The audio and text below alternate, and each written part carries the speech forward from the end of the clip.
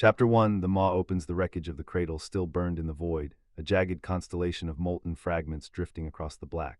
Admiral Rourke stood at the command dais of the Resolute, eyes fixed on the tactical hollow. The Vera fleets had scattered after the gods' annihilation, but their retreat was not surrender, it was fury deferred. Signal strength from their border relays just spiked, Lieutenant Cade reported, voice clipped. They're broadcasting war oaths across every channel. No encryption, they want us to hear it. Rourke's jaw tightened. They want us to know they'll bleed for their dead god. Fine, let them. He turned to the fleet operations officer. Status of our strike groups. Task Force Hammer is refueling at the forward depot. Task Force Spear reports readiness at 78%. Casualty recovery still ongoing, but morale is holding.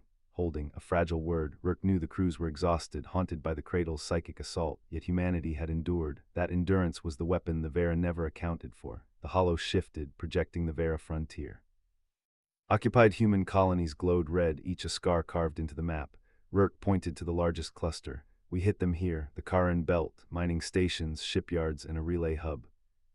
If we cripple that, their logistics collapse. Commander Amani frowned. Admiral Intelligence suggests the Vera have fortified the belt with dreadnoughts. They'll expect retaliation. They expect rage, Rourke said evenly. We'll give them precision. Calm is our blade. Silence fell across the command deck. Calm, that word carried weight. Humanity's strength was not in divine visions or alien arrogance. It was in the cold discipline of soldiers who fought without illusions. A calm ping broke the quiet. Admiral Cade said, long-range sensors detect movement near the derelict mothership, the one drifting beyond the cradle's debris field. Rourke's gaze sharpened. The mothership had been abandoned centuries ago, a relic of some forgotten war. Its hull was scarred, its systems dead. Yet now faint energy signatures pulsed from within. Put it on screen. The image resolved, a vast carcass of metal, kilometers long, its surface pitted and broken, but deep inside something stirred. Imani's voice was low. That ship should be inert, no power, no crew, yet the readings show resonance, like the cradle's psychic field, but fractured. Rourke studied the ghostly pulses. The cradle's destruction may have awakened something dormant, or the Vera seeded it deliberately. Cade swallowed. Sir, if the Vera used the mothership as a vault for their god's fragments, then we're staring at the silent maw, Rourke finished. The name had circulated in hushed intelligence briefings, a myth of a weapon, a vessel that devoured fleets without firing a shot. The deck lights dimmed as the hollow magnified the mothership's core. Within the broken hull, shadows shifted, not mechanical, not alive, something in between. Imani broke the silence. If that thing wakes, our counteroffensive dies before it begins. Rourke's voice was steel. Then we strike first. Recon teams only. No fleet engagement until we know what we're facing. Orders rippled outward. Dropships armed with sensor drones prepared for launch. Marines checked weapons, their faces pale but steady. On the deck, Rourke leaned closer to the hollow. The Vera think gods make them invincible. We'll show them what mortals do when gods fall. The mothership loomed larger, its broken hull swallowing the stars. As the first recon ships detached from the Resolute, the silent maw pulsed again, slow, deliberate, like a heartbeat echoing across the void, and every human aboard felt it, not fear. Not awe, something colder, the sense that the war had just shifted into a theater no empire had prepared for. The recon commander's voice crackled over comms, entering the maw's perimeter. Hull breaches visible, radiation levels stable, no external defenses detected. Rourke watched the feed. Dropships slid into the fractures of the mothership, their lights cutting through endless corridors of rusted steel. Then the static began. One by one the feeds distorted. Shadows lengthened unnaturally. Hull geometry twisted, angles folding where none should exist. Marines reported vertigo, nausea, whispers in their helmets. Pull them back, Imani urged. Rourke shook his head. Not yet. We need proof. The lead recon ship pressed deeper. Its lights caught a chamber vast as a city. At its center floated a sphere of black matter, pulsing faintly. The comm officer whispered, Sir, it's feeding on the cradle's debris, drawing energy from the fragments. The sphere pulsed again, stronger. The mothership's hull vibrated. Rourke's decision was instant. All recon units withdraw now, but the comms erupted with screams. One dropship vanished from sensors, swallowed by a distortion wave. Another reported hull implosion without external force. The silent maw was awake. Rourke's voice cut through the chaos. Seal the perimeter. No ship enters without my order. Prepare strike contingencies. If this thing grows, we burn it before it learns to move. Imani's eyes met his. Admiral, what if it already knows? The hollow flickered. The sphere pulsed again, and for a heartbeat, the mothership's broken hull aligned into a perfect circle, an eye staring back at them. Rourke did not flinch. Then humanity stares back. The chapter closed with the fleet bracing for a war no doctrine had ever envisioned. The silent maw had awoken, and the counteroffensive against the Vera would now unfold under its shadow. Chapter 2, Episode 13, When the Silent Maw Awakes. Cosmic horror stirs within the derelict mothership ASF. The fleet's perimeter held a fragile line of steel and will against the impossible geometry of the derelict mothership. Admiral Rourke stood at the tactical dais, eyes locked on the shifting holofeed. The sphere pulsed again, and every ship's hull sensors registered a tremor, like the vibration of a predator's breath before the strike.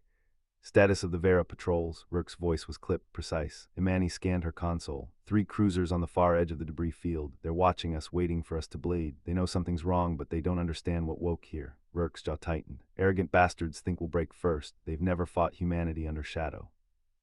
The comms crackled. Lieutenant Cade's voice came through, steady despite the static. Admiral, distortion waves are spreading. Our recon drones are losing telemetry. It's not random, it's patterned, like it's mapping us. Rourke leaned forward. Pattern recognition. It's learning our fleet's layout. That sphere isn't passive, it's probing. Imani's fingers danced across the interface. If it's mapping, then the Vera are blind to it. They'll assume it's our weapon. That arrogance will cost them.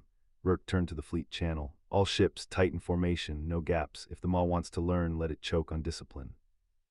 The Vera commander's transmission cut across the void, arrogant and sharp. The alien's voice carried the tone of a predator convinced of its superiority. Human admiral, you trespass in ruins that belong to the Vera Dominion. Withdraw or we will erase your fleet. This derelict is ours. Rourke's reply was immediate, cold steel wrapped in calm.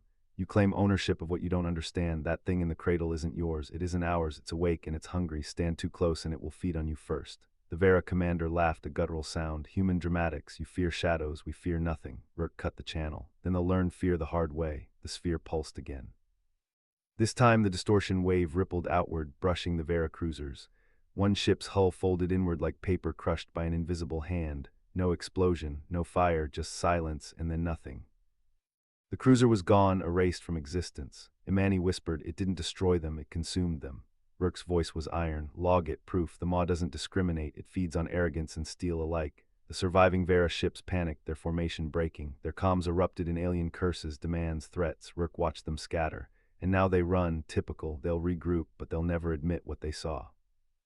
Inside the mothership, the holofeed showed corridors twisting, angles folding into impossible spirals. Marines reported whispers again, louder now, voices threading through their comms. Sergeant Hale's transmission came through, ragged but controlled. Admiral, the sphere's pulses are syncing with our heartbeats. Men are reporting arrhythmia. Helmets are picking up voices, our own voices, but distorted. It's like it's inside us. Rourke's tone never wavered. Pull them back, no heroics. We fight this thing with discipline, not bravado. Imani's eyes flicked to him. Admiral, if it can reach into their minds, then distance won't save us. Rourke nodded once. Then we prepare to strike. Humanity doesn't wait to be devoured. The fleet's weapons charged, railguns aligned, plasma batteries hummed, missile bays armed. The hollow displayed arcs of fire converging on the sphere. Rourke raised his hand, then lowered it slowly. Not yet. We strike when it grows. If we hit too early, we waste firepower. If we wait too long, we lose the fleet. Timing is survival. Imani's voice was low. And if it learns to move before we strike, Rourke's gaze was steady. Then we burn the cradle and ourselves with it. Humanity doesn't surrender. The Vera regrouped, their arrogance tempered by fear. Their commander's voice returned, strained now. Human admiral, what is this thing? What have you unleashed? Rourke's reply was merciless. You wanted ownership, now you own the Maw. Congratulations. The alien snarled. We will not retreat. Rourke's words cut like a blade. Then you will be the first course. The sphere pulsed again, stronger. The mothership's hull aligned once more into that perfect circle, an eye staring outward. This time the eye blinked, the distortion wave rippled across the debris field, and every ship's sensors screamed warnings. Hull stress climbed, gravity wells formed where none should exist. Imani's voice was sharp. Admiral, it's escalating. If it learns propulsion, it won't stay here. It'll spread. Rourke's hand hovered over the strike command. His voice carried across the fleet, calm and absolute. All ships prepare for coordinated fire. Humanity stares back. And humanity burns what stares too long. The fleet's weapons locked. The Vera ships hesitated, caught between pride and terror. The sphere pulsed again and the eye widened. Rourke's final words before the strike order echoed through every channel. This is not war as we know it. This is survival against the impossible. Hold formation. Fire on my mark. Humanity does not blink. The chapter closed with the fleet braced, weapons primed, the silent Maw's eye widening as if amused. The humans stood unflinching, the Vera trembling, and the void itself waiting to see who would break first. The clash was no longer empire against empire, it was existence against hunger. And the Maw was learning. The strike icon flashed red on Rourke's console. He lifted his hand, fingers spread, and brought them down in a single decisive motion. Fire! Across the formation, lethargic hum of charging capacitors gave way to staccato bark. Railgun slugs lanced from the frigate's spines, trailing ionized vapor that caught the stray light of the nebula. Plasma torpedoes erupted from the cruiser's bays, their warheads screaming toward the mothership's hull in arcs of incandescent blue. Missile pods on the Vera dreadnought spat swarms of guided kinetics, each leaving a thin contrail that flickered as it pierced the vacuum. The first wave struck the derelict's outer plating. Kinetic impact shivered through the alloy, sending concentric ripples of stress across the hull. Plasma impacts flared, momentarily turning the silent Maw's eye into a corona of white-hot glare. Sensors spiked, gravitational shear rose to 3.7 G locally, then collapsed as the field re-equalized. Rourke's eyes flicked to the readout. Secondary barrage now. A second volley followed, this time from the carrier's lance arrays, focused beams of coherent neutrino particles that sliced through the hull like a scalpel through flesh. The lances struck the sphere at its equator, carving a clean, luminous trench that widened with each pulse. For a heartbeat, the eye narrowed, the distortion wave flattening as if the maw were recoiling. Then the sphere pulsed again, deeper, slower. A low, subsonic thrum vibrated through the deck plates, felt more than heard. The eye widened, not in fear but in calculation. Tendrils of blackened energy, invisible to the naked eye, unfurled from the sphere's surface, reaching out like fingers testing the water. Imani's voice cut through the calm, sharp despite the vibration. Admiral, it's feeding on the kinetic blade. It's converting our fire into potential. Rourke swallowed, his jaw tight. Divert power to forward shields. Increase emitter frequency by 12%. We need to scramble its conversion matrix. On the bridge of the Vera flagship Karzul, Commander Vrax clenched his mandibles. His crew's faces were pallid, the usual arrogance replaced by a thin sheen of sweat. Our weapons are ineffective against whatever that is, he hissed into the open channel, the translator rendering his clicks into clipped standard. If we continue, we will only fuel it. Rourke's reply was calm, edged with steel. Hold your fire, we'll adjust. You will not retreat until we have a solution. A sudden surge of distortion ripped through the formation. The sphere's eye flared, and a wave of gravitic distortion expanded outward, bending light into a sickly halo. Ships nearest the epicenter shuddered. Structural integrity alarms wailed as hull plates groaned under stresses that exceeded design limits by 40%. A frigate's forward section buckled, a jagged tear exposing its interior to vacuum before emergency bulkheads slammed shut. Damage report, Rourke barked. Frigate Talos lost forward battery, hull breach Sector 7, pressure dropping, came the reply over the comm, voice strained but professional. Shields holding at 62%. We're maintaining formation. The Vera ships, sensing an opportunity, broke from their rigid line. Their pulse cannons, usually reserved for ship-to-ship engagements, fired a spread of high-frequency bursts aimed at the sphere's periphery. The bursts struck the tendrils, causing them to flicker and retract momentarily before snapping back with renewed vigor. Imani's console lit up with a new readout. The maw is recalibrating its absorption spectrum. It's learning to redirect energy into a coherent pulse. Rourke's mind raced. If the entity could convert incoming fire into a directed discharge, the fleet would be walking into its own annihilation. He glanced at the tactical overlay. The sphere's eye now pulsed at a rhythm matching the fleet's firing cadence, approximately 1.2 seconds between peaks. All ships, cease fire on my mark, switch to passive sensors only. We need to listen, not shout, he ordered, voice devoid of panic but urgent. The weapons fell silent. The only sound was the low hum of power plants and the faint ping of distant debris striking hulls. The sphere's eye continued to widen, but the distortion wave it emitted began to falter, its peaks lowering as if the entity were struggling to maintain coherence without external energy input. A soft chime sounded on Imani's station. Admiral, I'm picking up a resonant frequency within the sphere's core, around 4.2 gigahertz. It's not natural, it's a pattern, almost a signal. Rourke leaned forward. Is it a beacon? It's a feedback loop. The maw is using our own emissions to amplify its internal structure. If we feed it the right frequency, we might induce a cascade failure. He turned to Vrax, whose antennae twitched in agitation. Your ships can generate a narrow-band burst at that frequency. Can you synchronize with our timing? Vrax's mandibles clicked in assent. We will try. Failure will consume us. Rourke gave a curt nod. On 3, 2, 1. Fire the burst. A thin, violet ribbon of energy lanced from the Vera frigates, intersecting the carrier's lance array at the sphere's equator. The combined wave struck the core, and for an instant the eye flared blinding white before collapsing inward like a dying star. Silence hung for a heartbeat. Then the sphere shuddered, a deep, resonant crack rippling across its surface. Black tendrils snapped, recoiling into the hull as if sucked back into a wound. The eye dimmed, the distortion wave flattening to a faint ripple that dissipated into the void. Alarms screamed anew, not from imminent destruction, but from sudden structural readjustment. The mothership's hull began to contract, sections folding upon themselves as the internal pressure equalized. Debris that had been suspended in the field drifted downward, striking the frigate's shields with harmless taps. Imani exhaled, the tension in her shoulders easing just enough to let her draw a full breath. It's shutting down, for now. Rourke stared at the collapsing sphere, the once mingling eye reduced to a dull, pitted scar on the derelict's skin. It learned, he murmured more to himself than anyone else, and we taught it how to hurt. Vrax's voice came through, softer, stripped of its earlier bravado. We have bought time, but the Maw is not dead. It is merely waiting. The fleet held formation, weapons cooling, sensors scanning for any resurgence. Outside the viewport, the nebula's colors seemed less vivid, as if the universe itself held its breath, waiting to see which side would blink first. The nebula's violet haze clung to the frigate's hulls like a thin film of oil, refracting the dying glints of the collapsed sphere into fleeting shards of color. Sensor suites pinged a steady rhythm, no sudden spikes, no lurking signatures, but the readouts showed the mothership's mass shifting inward, its internal geometry rewriting itself in real time. The alien construct was not merely powering down, it was reconfiguring.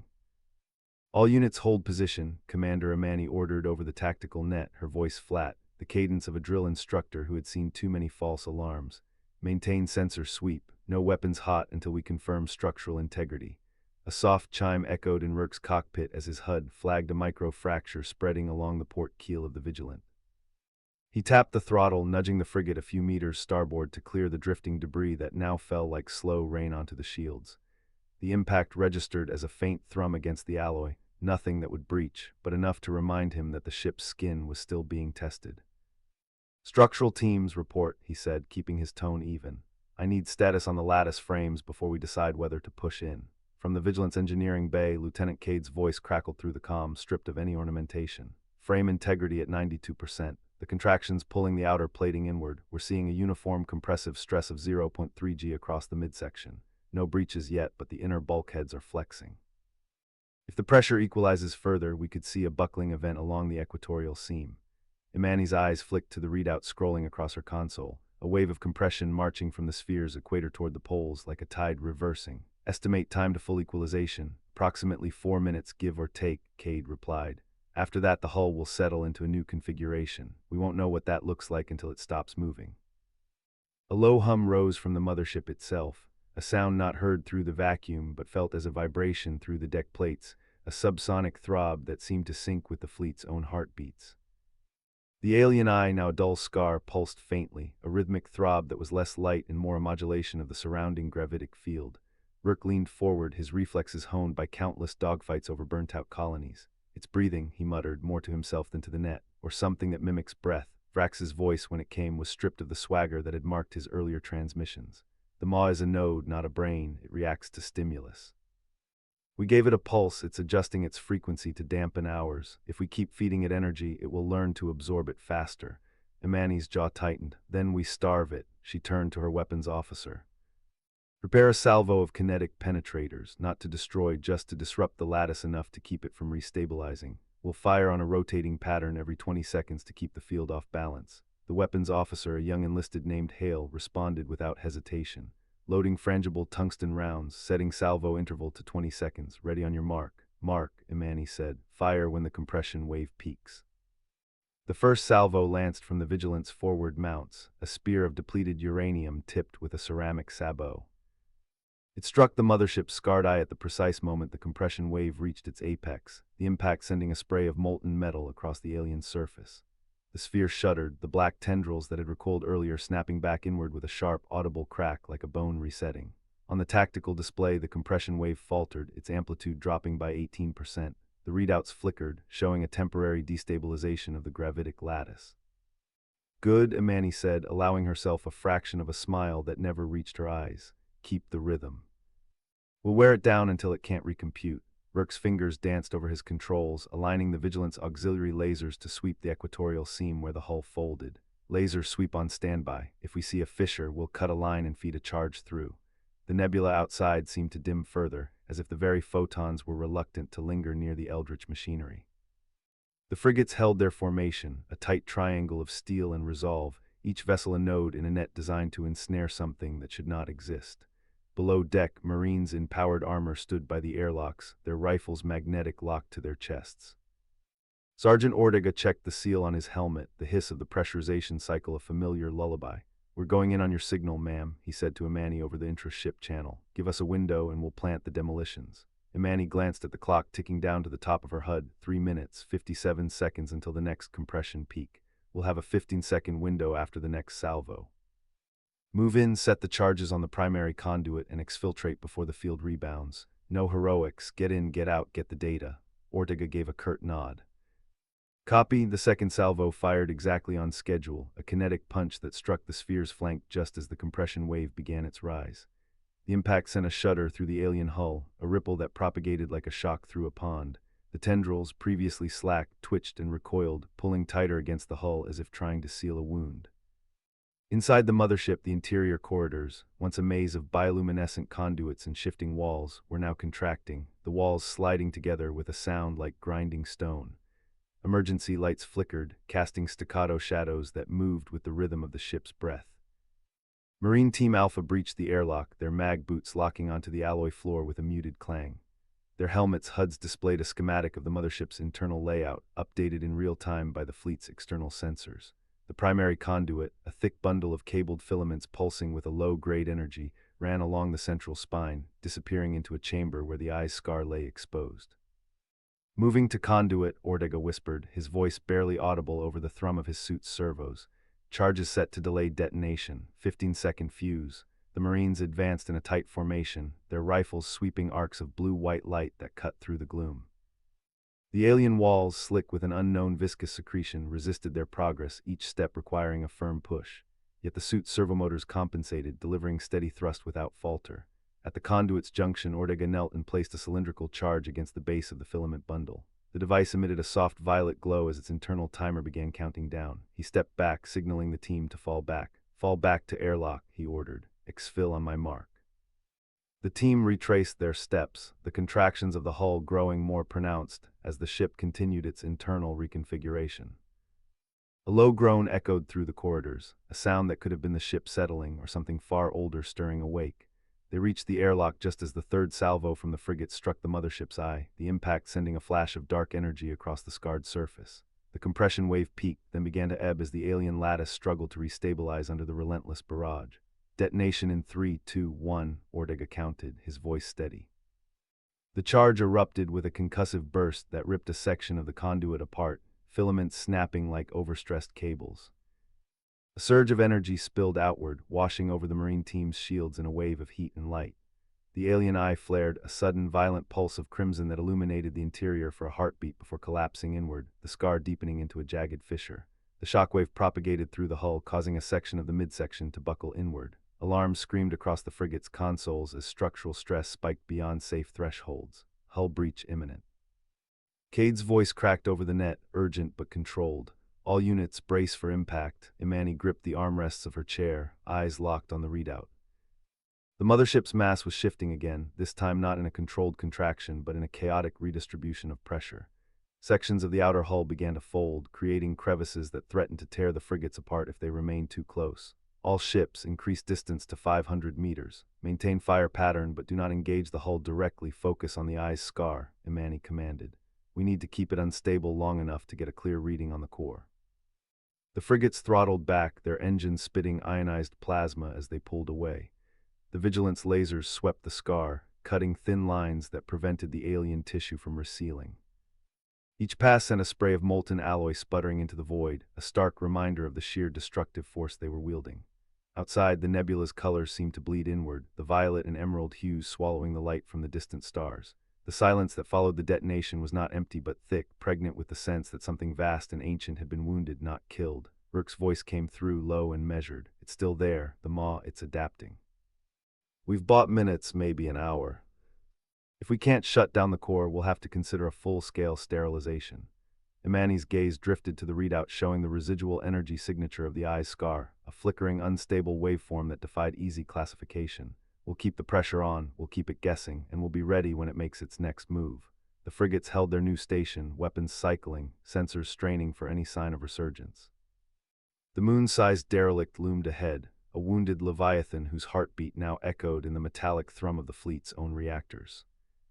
In the void, the only certainty was that the silent maw had awakened, and the humans, calm, precise, unyielding, were determined to see whether they could outlast a horror that had slept between the stars for eons. Chapter 5. The maw's counterstroke. The Vigilant's hull trembled as the alien Leviathan stirred. The scar they had carved into its surface pulsed with a sickly green light, like a wound knitting itself together with threads of raw energy. Rourke's voice cut through the comms, steady but edged with steel. Fleet, brace its shifting patterns. That glow isn't repair, it's a countermeasure. Imani's fingers flew across her console, pulling sensor feeds into a composite. Waveform was no longer unstable. It was coalescing into a rhythm, a heartbeat that resonated across the derelict's bulk. She spoke without hesitation. It's building a resonance field. If it stabilizes, our weapons will scatter like dust against a storm. The frigates adjusted formation, their drives burning hard to maintain distance. The humans did not panic. They moved with the precision of a drill, each ship sliding into its assigned vector as if the choreography had been rehearsed for years. Calmness was their weapon, and it unnerved the alien watchers hidden in the nebula's folds. Across the void, the arrogant empires that had once claimed dominion over this sector observed in silence. The Karzul war clans, their fleets bristling with ceremonial armor, had dismissed humanity as primitives. The Veiled Dominion, masters of genetic manipulation, had scoffed at the idea that flesh-bound creatures could contest the maw. Yet now both empires watched as human frigates carved lines of fire into the derelict's hide, refusing to yield. The maw responded. A ripple surged outward from the scar, distorting space itself. The Vigilant sensors screamed warnings as the distortion bent trajectories, pulling torpedoes off course and twisting laser beams into spirals. One destroyer, the Resolute, was caught in the wave. Its hull groaned, plates buckling as if invisible hands were crushing it. Resolute, vent plasma now, Rourke barked. The order was obeyed instantly. The destroyer's engines flared, dumping superheated plasma into the distortion. The wave recoiled, its grip loosening just enough for the ship to break free. The maneuver cost them half their reserves, but the crew did not hesitate. Survival was not a plea, it was a calculation. Imani's eyes narrowed. It learns faster than anticipated. Every strike we make, it adapts. We need to escalate before it locks us out entirely. Rourke's reply was calm, almost cold. Then we escalate. Target the core conduits, strip its nervous system before it finishes the adaptation cycle. The fleet shifted again, weapons recalibrating. Torpedo bays opened, releasing salvos of warheads tipped with gravitic destabilizers. Lasers converged on the conduits that ran like veins across the derelict's surface. Each impact tore chunks of alloy and tissue free, exposing the raw machinery beneath. The maw screamed. It was not sound, but a vibration that rattled bones and shook instruments. The humans endured it, faces set, hands steady. The alien empires recoiled, their commanders unsettled by the sheer composure of these fragile beings who treated cosmic horror as another battlefield opponent. Then the counterstroke came. From the wound, tendrils of black matter erupted, lashing outward with impossible speed. They pierced the void, seeking ships with predatory precision. One frigate, the Harrow, was impaled through its midsection. The tendril burrowed deep, siphoning energy from its reactors. "Cut it loose," Imani ordered. The Harrow's captain responded with brutal efficiency. Charges detonated along the hull, severing the reactor compartment. The tendril recoiled, dragging the ruined section back into the maw's body. The frigate, crippled but alive, limped behind the formation. Rourke's voice remained level. "We hold formation, no retreats. Every ship stays in the fight until the core is exposed." The alien empires whispered among themselves, their arrogance cracking. Humanity did not scatter, did not plead for mercy. They fought with a discipline that bordered on defiance of natural law. Calmness in the face of annihilation was a weapon the empires had never mastered. Imani's console flared. Core signature detected. It's shifting deeper, but we've got a lock. Coordinates transmitting. The Vigilant's main batteries aligned, their capacitors humming with lethal charge. The fleet mirrored the action, every ship preparing for the decisive strike. The maw sensed the threat.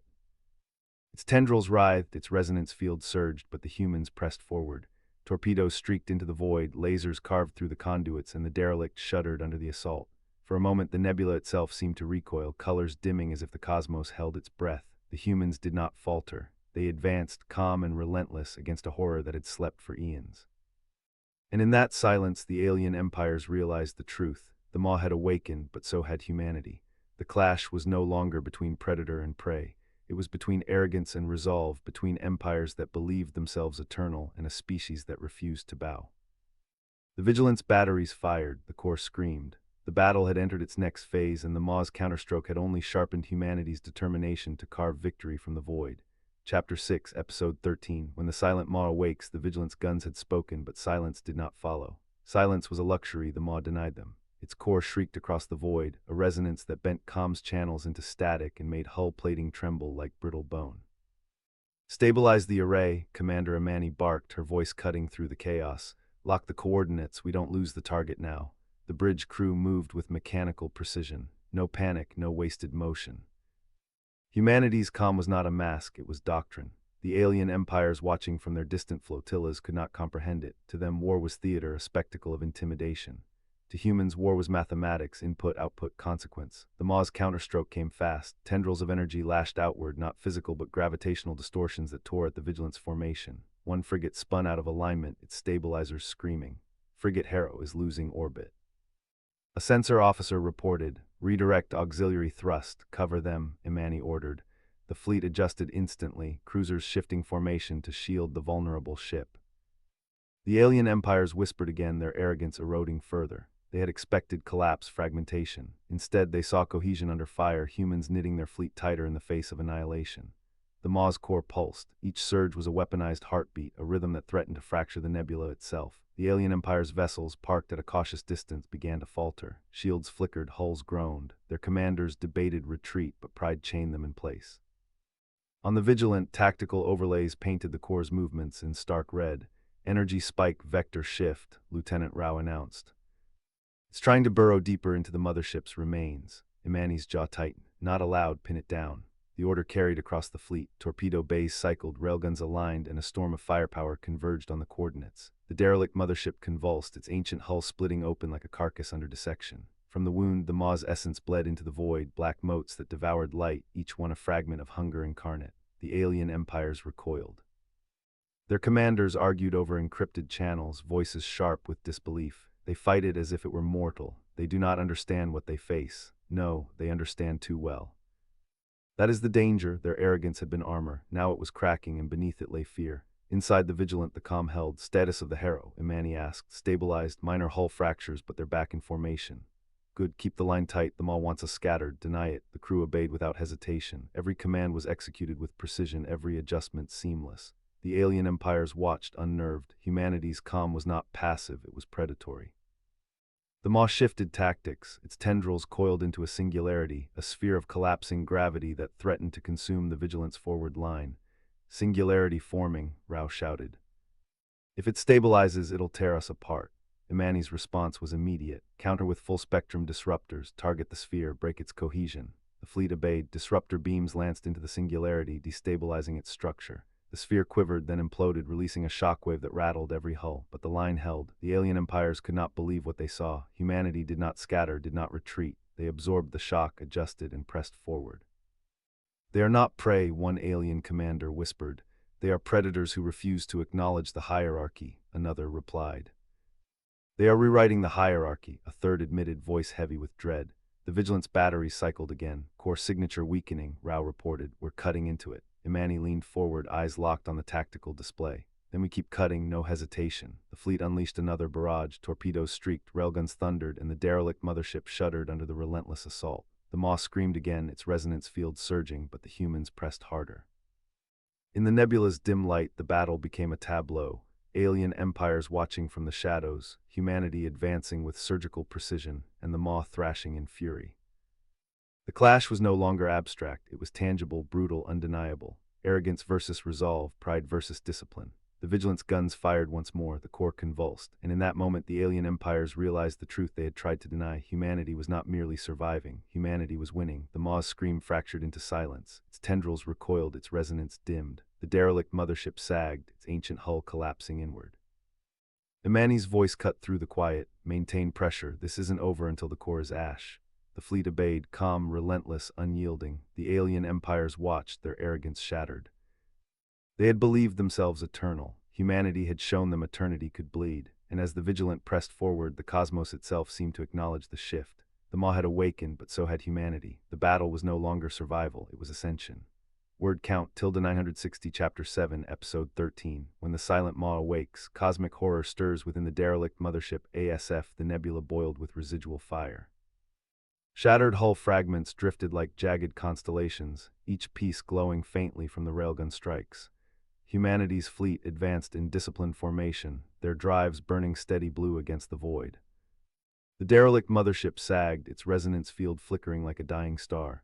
On the Vigilant's command deck, Admiral Amani stood rigid, her voice clipped and precise. "Status on the core, resonance collapsing," replied Lieutenant Cade, eyes locked on the tactical display. "But it's resisting, adaptive feedback patterns like it's learning from our strikes." Amani's jaw tightened. "Then we escalate, no pause, no mercy." The order rippled through the fleet.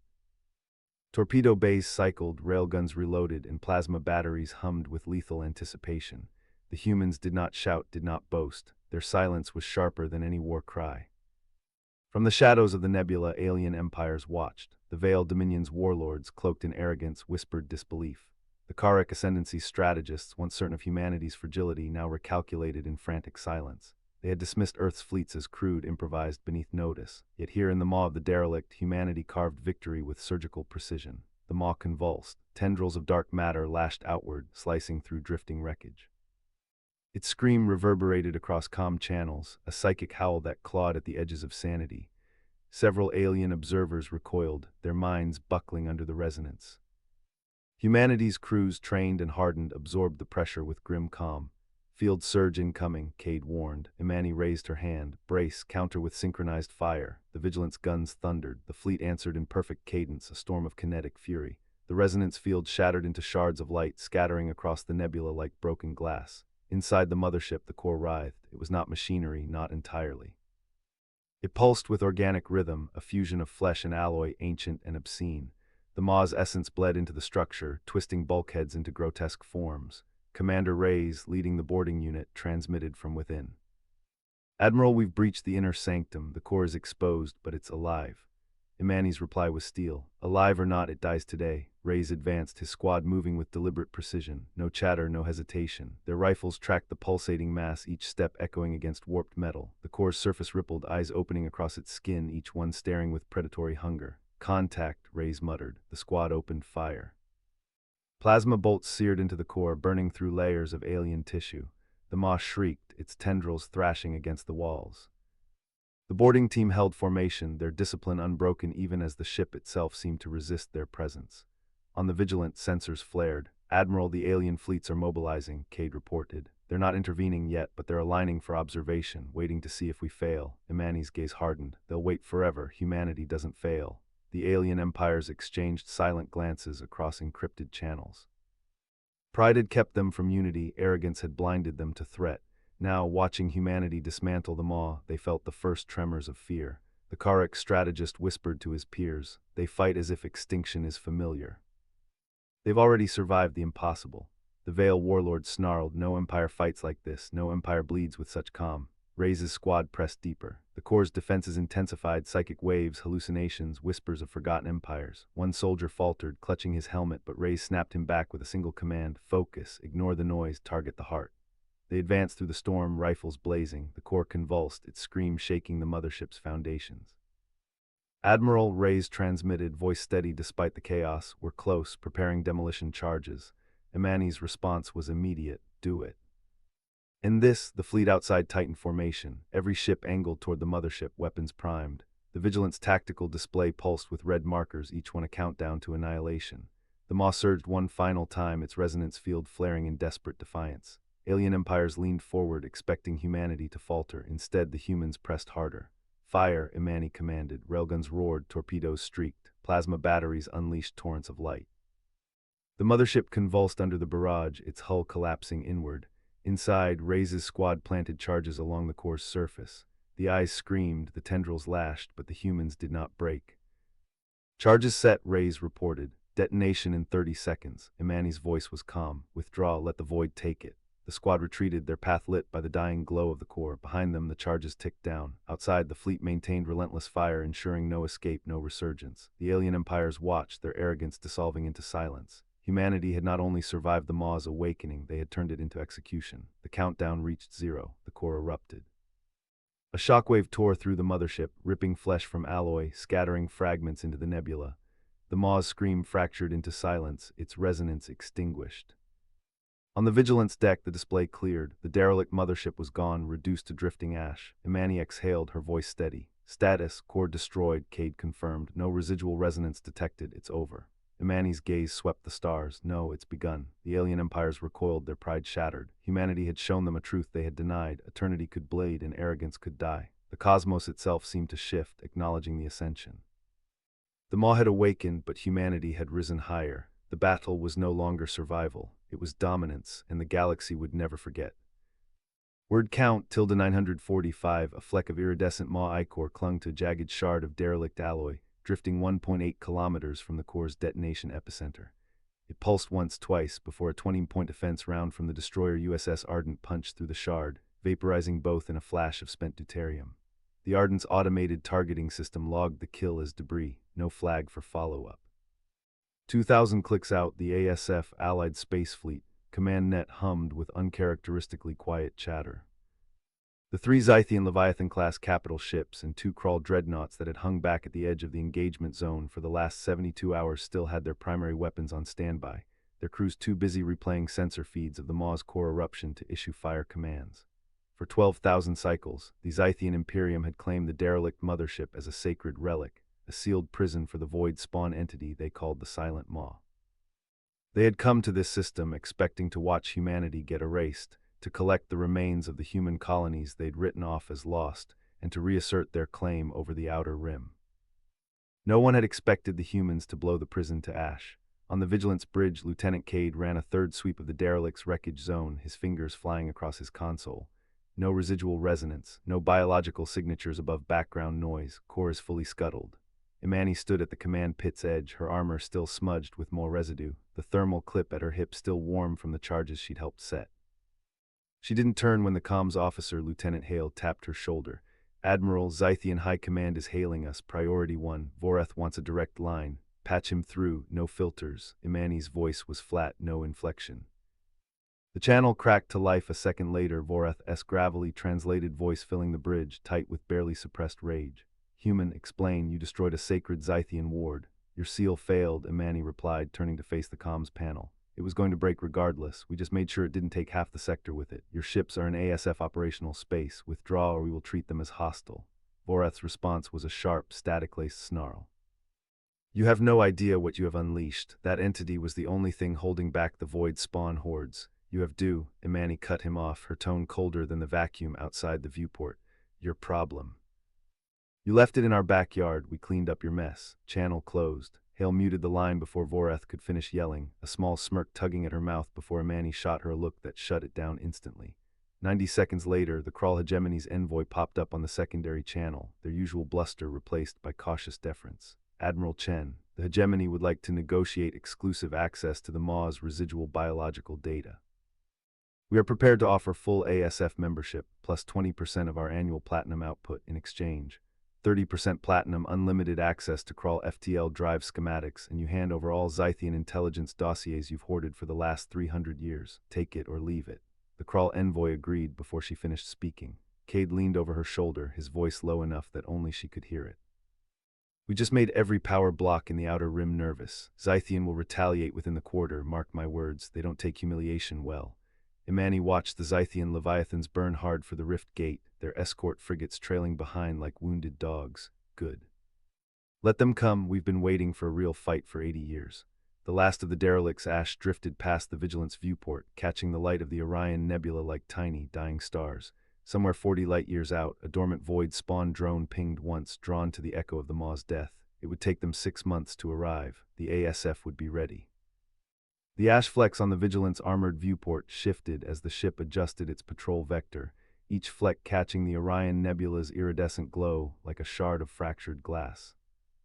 Imani's comms earpiece crackled 90 seconds after the Krull envoy signed the digital treaty, the hegemony's triple-claw seal stamped across the transmission before the encrypted feed cut. Admiral Chen, Krull Fleet Command confirms platinum shipment en route to your designated Lagrange point. Full FTL schematics are queued for your tech core review. No delays. Hale snorted, tapping her console to pull up the first page of the schematics, her eyebrows shooting up. These bastards were sitting on metric warp capability this whole time. All our scouting runs in Krull space came up empty for 12 years. Cade didn't look up from his tactical console, his jaw tight as he pulled up a simulation of a void spawn capital ship engaging an ASF frigate. The simulation ended in 47 seconds, the frigate torn apart by tendrils of condensed dark matter. They hoarded it because they knew what was out here. They didn't want to draw attention. 12,000 light-years away, at the ASF's core world shipyards above New Terra, the mobilization order hit every fleet commander's console within 14 minutes of the treaty signing. 3 colony defense fleets, each loaded with 12 dreadnoughts and 40 support cruisers, were stripped of their routine patrol duties and rerouted to the Orion Rift perimeter. The shipyard's central AI logged 72-hour work cycles for all civilian and military engineering staff, retrofitting 200 existing frigates with the crawl metric warp drives, cutting projected travel time to the Rift Gate from 3 weeks to 36 hours. A priority transmission went out to all Outer Rim human colonies. Any citizen with prior void exposure, xenobiology training, or combat experience against non-human hostiles was to report to their local recruitment center within 10 standard days. Penalty for draft evasion was 20 years hard labor on the Titan Helium-3 mines. Back on the bridge, Imani swiped the Zythian intelligence dossiers across her hollow display, skimming the redacted sections marked with Zythian royal obsidian seals. Most of the files cataloged 300 years of human colonial surveillance, Zythian proxy wars in the Outer Rim, and a single unredacted line scrawled in the margin of a 2172 encounter report. They do not fight to win. They fight to erase. Cade leaned over her shoulder, tapping the line. That's what the Zythian envoy was screaming over the open channel before Hale cut him off. Said we'd unmake the Rim's balance by seizing the Maw's data. Imani dismissed the dossiers, pulling up the live feed of the Zythian Leviathan fleet burning out of the Rift Gate's telemetry range. Their FTL signatures were spiking, erratic. They weren't heading back to Zythian core space. They were rerouting to the Crawl Platinum Belt 3 light-years out. They're not coming for us yet, she said, her voice flat. They're going to cripple the Crawl's platinum output before the shipment reaches us. Send a priority alert to Crawl Fleet Command. Tell them we'll intercept the Zythian fleet if they commit more than 4 Leviathans to the belt. If they refuse, we hold the platinum shipment until the threat is neutralized. Hale's smirk dropped. You're holding their platinum hostage to force them to fight our war for us. I'm making sure the Zythian don't get the chance to retaliate against both of us at once, Imani corrected, tapping the comms panel to send the alert. The Crawl have 17 Leviathans of their own parked in the belt. They don't need our help, they just need an excuse to use them. Her console blared a proximity alert before she could sit back, red warning lights flashing across the bridge. The Vigilance long-range sensors had picked up a microsignature emanating from the Derelict Mothership's wreckage, 120 kilometers out. It was Void Spawn. It was a Zythian tracking beacon, hidden in the Maw's hollowed-out corpse before they'd destroyed the entity. The beacon had transmitted the exact coordinates of the ASF's current patrol vector, the Crawl treaty terms, and the location of the New Terra shipyards to Zythian High Command 10 minutes prior. Cade's face went white as he pulled up the beacon's transmission log. They knew we'd take the deal. They planted that beacon before we even fired on the Maw. Imani's hand hovered over the comms panel, the anger boiling in her chest tight behind her ribs. The Zythian weren't just going after the Crawl. They were going to hit New Terra first before the ASF could finish mustering its full fleet. She opened a channel to the entire ASF patrol wing, her voice steady, no trace of the fury thrumming under her skin. All units, red alert. Zythian fleet has our home system coordinates. They're en route to New Terra, ETA 6 months, same as the Void Spawn drone. We don't wait for them to get here. We meet them at the Rift Gate. Hale, reroute all available fleet assets to the Rift.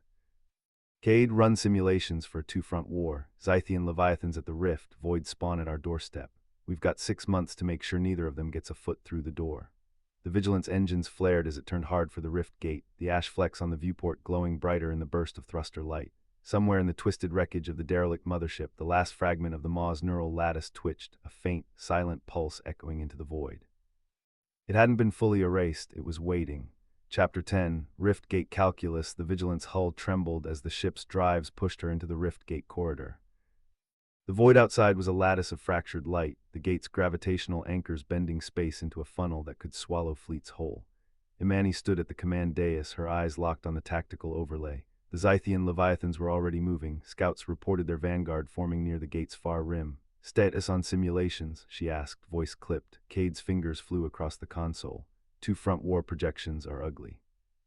If the Void Spawn breach New Terra while we're locked at the Rift, we lose the shipyards in under 3 weeks. If we divert too much to defense, the Leviathans punch through here and the gate collapses. Either way, we bleed, Hale leaned in, his tone steady, almost surgical. Then we don't fight them on their terms. We force the Rift to become the kill box. Layered mines, drone swarms, overlapping artillery arcs make the gate a meat grinder. Imani nodded once. Do it. Every hull we've got, every drone we can fabricate. Cade, feed Hale's plan into Fleet Command. I want projections on how long we can hold before the spawn arrive. The comms crackled, Admiral Rourke's voice, gravel and iron. Patrol Wing Vigilant, you've stirred the hornet's nest. High Command confirms, Zythian fleet massing at the rift. You are authorized to initiate preemptive interdiction. No retreat. New Terra depends on you. Imani's jaw tightened. Understood, Admiral, will hold the line. Hours later, the Vigilant Strike Group assembled. Frigates, destroyers, and carriers aligned in a crescent formation around the gate's mouth. Automated drones zipped between them, laying mines that shimmered faintly in the distortion field. The rift itself pulsed like a living wound, its edges bleeding light into the dark. Cade's voice broke the silence. Zythian Vanguard entering sensor range. 3 Leviathans escorted by 30 war cruisers. Their formation is tight, disciplined. They're not probing, they're coming straight through. Hale's lips curled into something between a grin and a snarl. Arrogant bastards think size wins wars, let's show them what precision looks like. Imani raised her hand. All units weapons free, target Leviathans first, break their spine, the rest will scatter.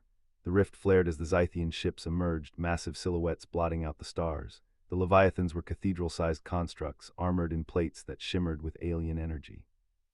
Their escorts fanned out, weapons glowing. Fire control, execute pattern Sigma, Hale ordered. The Vigilance batteries roared. Rail slugs streaked across the void, followed by missile swarms that split into dozens of smaller warheads. Mines detonated in sequence, ripping into the Zythian cruisers. The first Leviathan reeled, its shields flickering under the barrage. Cade's voice was sharp. Direct hit on Leviathan Alpha, shields down to 60%, escorts breaking formation. Imani's tone was calm, surgical. Maintain pressure, don't let them regroup. The Zythians answered with fury. Beams of coherent plasma lanced through the ASF line, carving into a destroyer's hull. The ship split apart, fragments scattering into the rift's gravity well. Another frigate vanished in a burst of light as its reactor went critical. Losses mounting, Cade reported, but Leviathan Alpha is bleeding, hull fractures detected. Hale's voice cut through the chaos. Push harder, if one falls, the others hesitate. The Vigilant surged forward, her guns hammering the wounded Leviathan. ASF drones swarmed like hornets, detonating against its armor. The alien giant shuddered, then split open in a cascade of fire. Its carcass drifted into the rift, torn apart by gravitational shear. A cheer rippled through the comms, but Imani silenced it with a single word. Focus. The remaining Leviathans advanced, their weapons burning brighter, their escorts rallying. The battle was far from over. Cade's console chimed. Imani, I'm picking up something else, not Zythian, not spawn, it's coming from inside the rift itself. Imani's eyes narrowed. Define something else. Cade swallowed. Residual maw lattice. It's not dead, it's resonating with the gate. If it stabilizes, it could open a secondary breach. The bridge went silent. Hale broke it with a low growl. So the maw's ghost wants back in, perfect timing. Imani's voice was steel. Then we kill it before it wakes, redirect half our drones to the lattice signature, burn it out. Cade hesitated. That weakens our line against the Leviathans. Imani met his gaze. If the maw breaches, none of this matters. Execute. The Vigilance drones peeled away, diving into the rift's distortion. Their detonations lit the void, hammering at the faint pulse of the maw's neural residue. The lattice flickered, resisting as if something vast and ancient stirred beneath the surface. Meanwhile, the Leviathans pressed harder. Plasma beams tore through ASF ranks, shredding another carrier. The line buckled, but Hale's kill box held, mines detonating in precise arcs, artillery fire overlapping to carve corridors of destruction. Cade's voice was tight. Leviathan beta down to 40%. Gamma holding steady, maw lattice destabilizing but not collapsing. Imani's hand clenched into a fist. Then we double the charge, overload the drones, sacrifice them if we have to. Hale barked into the comms. Drone wings, overload protocols authorized, burn the maw out of existence. The void erupted. Hundreds of drones detonated simultaneously, their cores collapsing into miniature singularities. The maw's lattice screamed, a silent pulse that rattled every sensor, every nerve. For a moment the rift itself seemed to convulse, light bending violently. Then it was gone. The lattice shattered, its echo snuffed out. Cade exhaled. Signature erased. Maw neutralized. Imani's voice was steady, but her eyes betrayed the weight of it. Good, now finish the Leviathans. The Vigilance guns roared again, the fleet pressing forward. Leviathan Beta crumbled under the assault, its carcass torn apart. Gamma fought on, but its escorts were shattered, its shields flickering. Hale's final command was cold, precise. All batteries, converge fire, end it.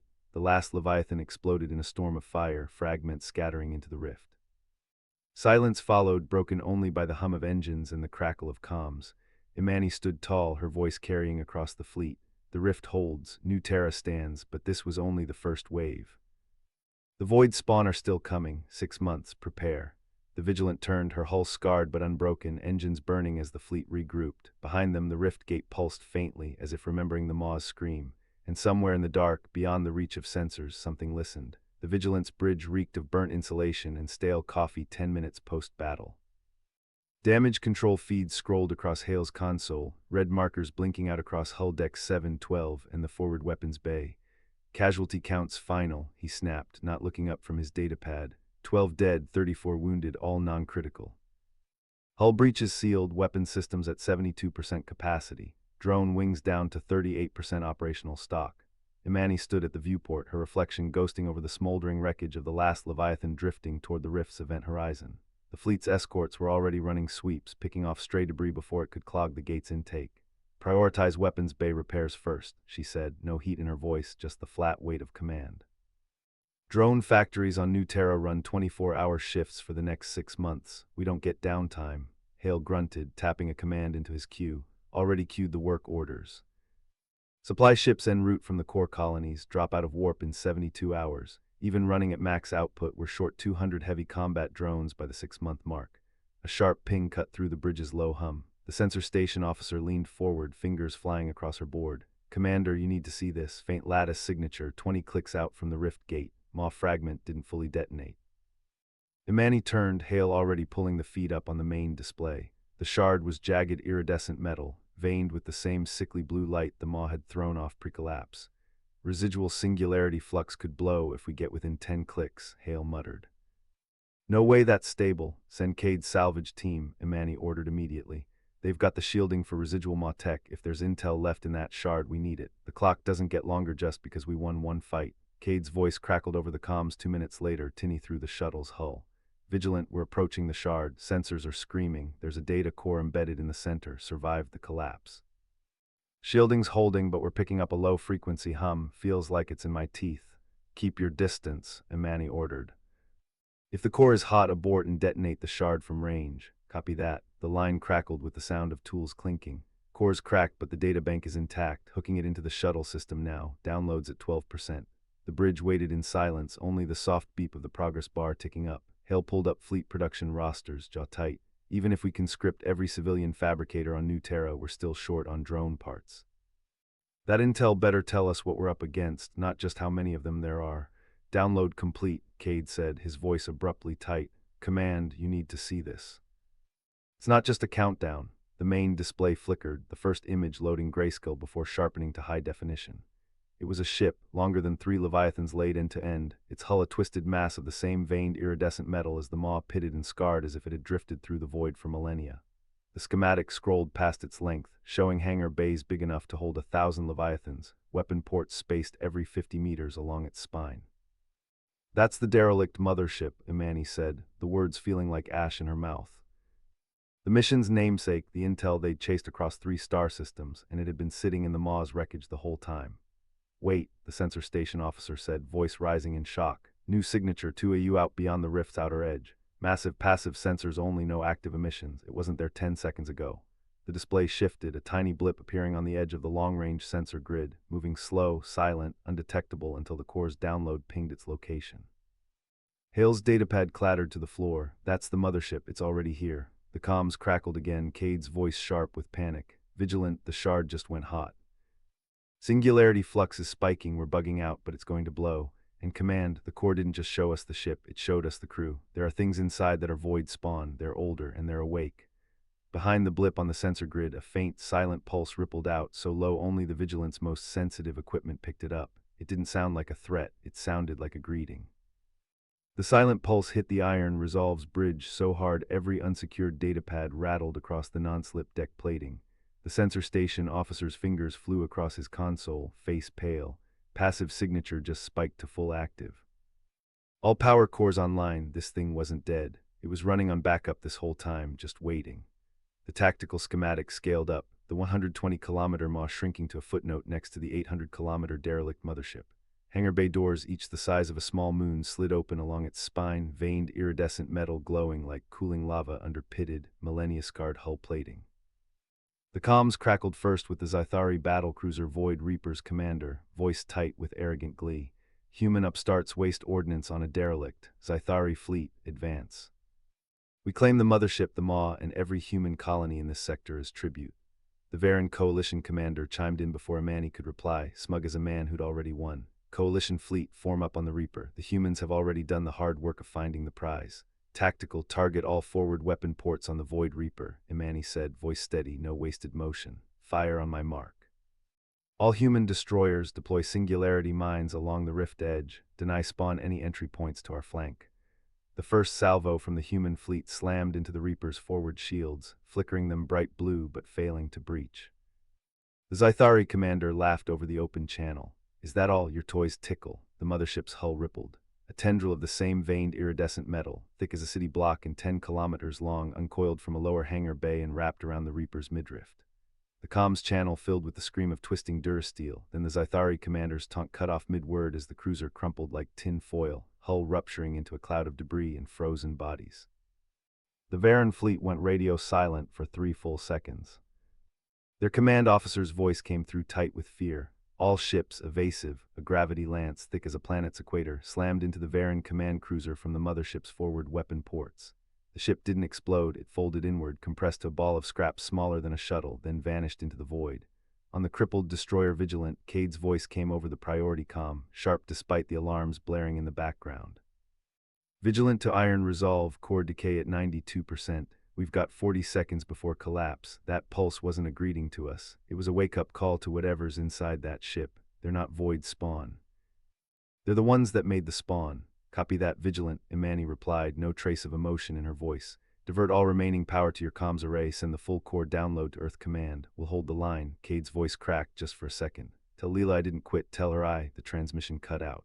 The Vigilant Singularity core went critical, a flash of blue-white light that engulfed 3 Varen frigates caught in its blast radius. The shockwave rolled across the void, rattling the iron Resolve's hull, but the mothership didn't even tilt. Corporal Jax hunkered behind a bulkhead on the derelict Zythari frigate his squad had boarded 10 minutes prior to grab intel, his rifle already raised. The hangar bay doors on the mothership had slid fully open, and hundreds of figures were pouring out. They weren't the tentacled, mindless void spawn. They were tall, biomechanical, segmented carapaces glinting the same iridescent blue as the mothership's hull, 6 clawed limbs each ending in a serrated blade, no faces, just a smooth, glowing slit where a mouth should be. They moved faster than any biological or mechanical unit Jax had ever seen. Command, he said, voice tight, you seeing this? Imani's voice came through his squad comm, steady as stone. Copy that, Jax, hold your position, lay down suppressing fire on anything that heads for the jump gate perimeter. Human fleet, all batteries, fire at will, no retreat. Jax squeezed the trigger, his depleted uranium rounds sparking off the lead creature's carapace, leaving a dent but no penetration. The creature turned, the slit on its face flaring bright blue, and Jax dove out of the way as a bolt of plasma melted the bulkhead he'd been leaning against. On the iron Resolve's bridge, Imani watched the sensor grid. The Zythari fleet was breaking, running for the rift, but the creatures cut them down before they'd gone halfway. Half the Varen fleet was already destroyed, the rest scattering in disarray. The human fleet held, taking minimal losses, their weapons punching through the creatures, carapaces far easier than the alien empire's overhyped, untested systems. Then the mothership turned its full 800-kilometer length toward the iron Resolve. The pulse hit again, louder this time, so strong Imani's teeth rattled in her skull, and for half a second she saw it. The mothership's interior, thousands of those creatures swarming through corridors carved from the same veined metal as the Maw, and at the core, a pulsing iridescent mass identical to the shard Cade had died carrying. It wasn't a derelict, it was a seed, and it had just woken up. She gripped the arm of her command chair, staring out at the viewport where the creatures were tearing through the last of the Varen fleet, where the mothership's weapon ports were powering up for a salvo that could wipe out the entire human fleet in one shot. All hands brace for impact, she said, no fear in her voice, just the cold, steady calm of someone who'd spent 3-star systems chasing this exact nightmare. We don't run, we fight.